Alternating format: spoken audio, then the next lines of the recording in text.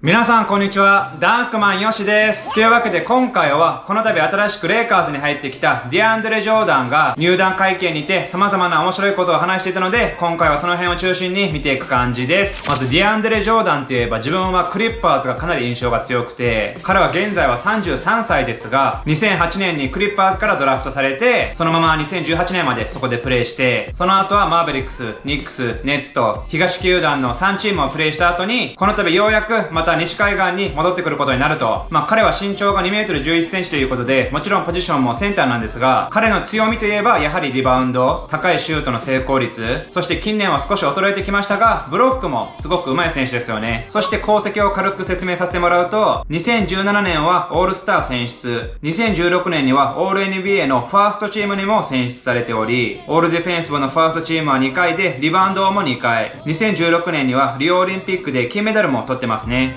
そんな彼が今回レイカーズにやってきたんですが、ディアンドレ・ジョーダンは彼のチームでの役割についてこのように話していました。First of all, I'm extremely excited. I want to thank everybody for this opportunity.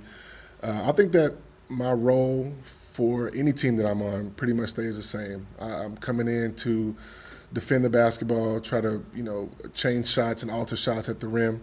rebound the basketball, get my teammates open as best as possible, and keep possessions alive for us and be a great force on both ends of the basketball floor and be a great locker room guy. And that's pretty much been my niche and my my thing that I bring to every team that I'm on. And I'm excited to get here and get to work with these guys and being able to have multiple lob threats now, again with this team is going to be great, especially with the playmakers that we have. And the unselfish guys that we have on this team is going to be great. And, it gets to be able to space the floor a little bit with guys playing in the dunker and having, like I said, multiple playmakers and shooters spaced. So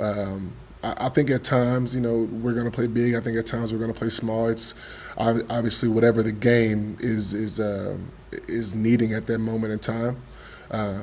We're gonna be able to adjust to that because we're so versatile. とこのように話しておりましたが、ドワイト・ハワードと同じくすごく自分の役割を認識してるっていうのは素晴らしいですよね。ゴール周りのディフェンスをしっかりやって、あとは得意であるリバウンドを頑張る、あとはロブの脅威にもなっていきたいっていう話だったんですが、このロブっていうのはアリウープね。彼確か歴代でもダンクの数かなり上の方でしたよね。ディアンドレ・ジョーダンといったらダンクのイメージで、クリッパーズ時代もロブスティの一角を担っていて、クリス・ポールのピンポイントのパスによってグリフィンと一緒にバンバンアリウープ決めてましたよね。そして今シーズンはそれをウエストブルックもしくはレブロンのアシストによって見ることができると。しかもチームメイトのドワイト・ハワード、アンソニー・デイビスもアリウープやダンクがかなり多いから、今度は同じロサンゼルスですが、レイカーズでロブスティが復活する可能性もあると。そしてこの度ディアンドレ・ジョーダンはネッツから来たんですが、もともとこのニックスからネッツに移籍する時も彼はカイリーと KD とすごく仲良くて、彼らからの熱心な勧誘もあって当時ネッツに入ったって話もありましたが、この度ディアンドレ・ジョーダンは元チームメイトの KD とカイリーについてこのように話していました。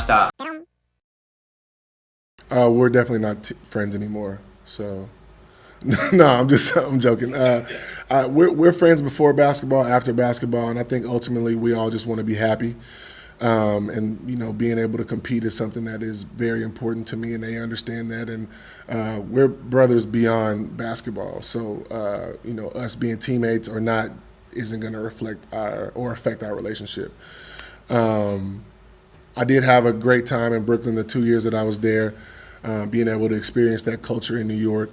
my family being able to experience that culture in New York, and being able to live in that city and play for that team was awesome. And I have a ton of memories, for the 2 years that I was there, and I won't forget those. But I'm definitely excited to start this next chapter. I think it's just basketball, man. Like I said, you have a lot of friends in this league. You have a lot of guys that you compete against. And when you're on the floor, this is somebody who you want to beat, regardless of if they're your friend or not. But off the floor, those relationships and those bonds will stay strong.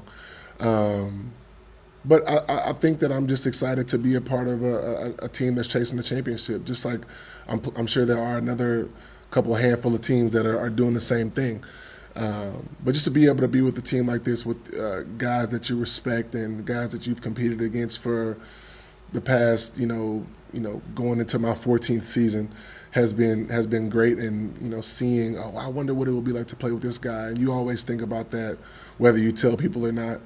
and now being able to have the opportunity, I think is going to be great. と、ディアンドレ・ジョーダンはこのように話していましたが、おそらくめちゃめちゃプライベートでは仲がいいんでしょうね。そしてさらにディアンドレ・ジョーダンは他のチームメイト、レブロンやウエストブルックなどについてこのように話していました。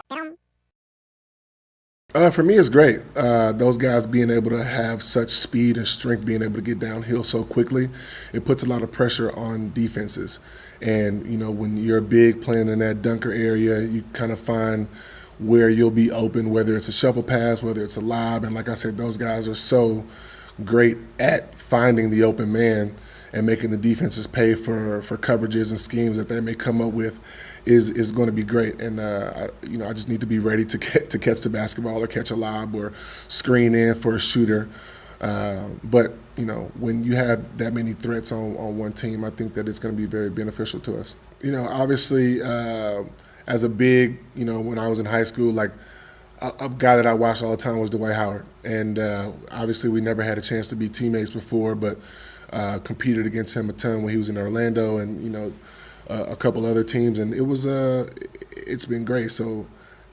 being able to see him and now we're teammates is awesome. Obviously, you know, guys like LeBron and Russ and AD being able to be opponents of these guys for so long, and especially, you know, Russ and AD in the Western Conference when we were there for so long, seeing those guys 3-4 times a year. You know, Russ coming downhill, angrily aggressive every time was very tough. And now being able to be like, okay, well, now I can see what this would be like to be a teammate with this guy, and knowing I don't have to contest him at the rim, you know, every night, because he's just that fierce of a competitor. He keeps going, and AD the same way. You know, his skill set is so very high, and he can score on the 3 different planes of the basketball floor, and with that, being able to be a great defender is great. So being able to have that next to you is awesome. And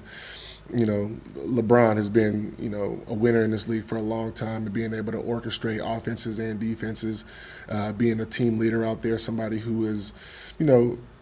been a leader and a winner throughout his career is great. And now being able to be a teammate and of somebody with that high of basketball IQ and an unselfish player like that, I'm really excited to finally be teammates with these guys. と、ディアンドレ・ジョーダンはこのように話していましたが、そっか、彼が高校時代の頃からドワイト・ハワードはね、NBA でバリバリやってたから、やはり当時から彼のことをかなり見てたんですね。そしてこれ今分かったんですが、歴代で一番ダンクを決めてる選手、これの第1位がなんとレイカーズのドワイト・ハワードで2910本、そして2位がシャキール・オニールで2626本と、彼は引退してるんですが、なんと3位と4位がディアンドレ・ジョーダンとレブロン・ジェームス。ディアンドレ・ジョーダンが2237本で、レブロンが1948本。だから今回は歴代のダンク成功数1位と2位と4位が同じチームに集まったと。これはもう本当にダンクマンとしては今からでも待ちきれないです。皆さんは今回のディアンドレ・ジョーダンの話についてどう思いましたか？あなたの感想をコメント欄で教えてください。そして今回も楽しんでもらえたらチャンネル登録と高評価お願いします。はい、ってな感じで今回以上です。ご視聴ありがとうございました。